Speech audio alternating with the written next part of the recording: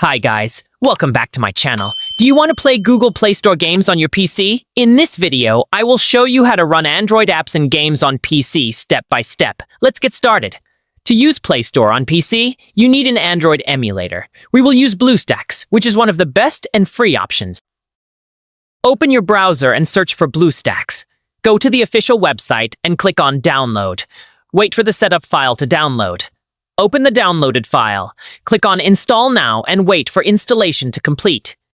After installation, launch BlueStacks. Now you need to sign in with your Google account. This will allow you to access the Play Store. Inside BlueStacks, open the Google Play Store.